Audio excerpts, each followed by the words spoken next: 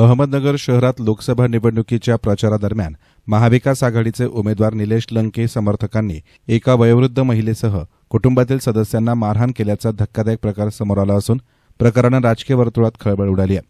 शुक्रवारी सायंकाळी कल्याण रोड श्रीकृष्ण नगर भागात निलेश लंके यांच्या प्रचार फेरीदरम्यान शोभा रमेश कदम राहणार नागरदेवळे यांच्यासह मुलगा मयूर यांना मारहाण करण्यात आल्यानं दगडाचा मार लागून महिला जखमी झाली आहे।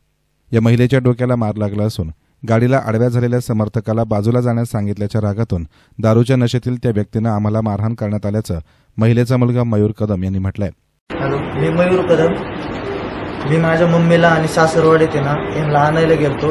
तिथं निलेश लंकेची प्रचार फेरी चालू होती। एक जण गाडीला आडवा झाला, त्याला म्हणलं बाजूला सरक, दारू प्यालेला होता। त्याने आमच्यावर दगडाने हल्ला केला। बाकीचे बी 5-25 जण आले, त्यांनी बी मारलं। माझ्या आईला एवढं लागलेलं आहे इथं बघा, जवळजवळ 4-5 टाके पडलेले आहेत, डोक्यातून रक्तबंबाळ झालेली आहे, 6 टाके आहेत। तर ही कोणची दहशत आहे? निलेश लंकेला निवडून दिल्यानंतर किती अवघड काम होणार आहे तुम्ही जाणून घ्या। मग हेच माझं सांगणं आहे सगळं पब्लिक। बायकोवर पण हात उचललाय, माझी बहिणीवर हात उचललाय, सगळ्यांना मारलंय माझ्या। श्रीकृष्ण नगर इथं आहे ना ही घटना झाली। ही कोणची दहशत आहे आम्हाला समजा ना, आम्हाला थांबून मारलं सगळ्यांना। तर हे आता सहन करण्यासारखी गोष्ट नाहीये। बघा आता तुम्ही काय करायचं, ते अवघड खेळ झालेला आहे। माझ्या आईला लय मार लागलेला आहे, मी गुन्हा पण दाखल करणार आहे सर। तर जखमी महिलेसह सून आणि मुलीला देखील टोळक्यातील काहींनी मारहाण केल्याचा आरोप महिलेच्या सुनेनं केलाय। तसेच हा दहशत माजवण्याचा प्रकार असल्याचंही तिनं म्हटलंय।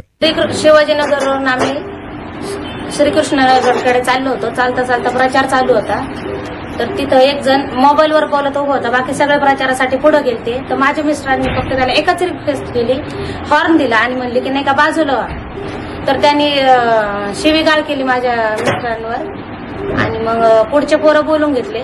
तर काही पोरांनी पण आहे ना माझ्यावर, माझ्या सासूवर आणि माझ्या नंदेवर हात उचलला आणि माझ्या सासूचं हे बघा एवढं डोकं फोडलेलं आहे, साडी सगळं रक्तबंबाळ झाली।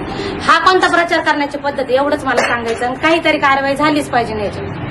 या प्रकरणी संबंधितांविरुद्ध गुन्हा दाखल करण्याचीही तयारी कदम कुटुंबियांनी दर्शवली आहे। ब्युरो रिपोर्ट, एस्तान मीडिया, अहमदनगर।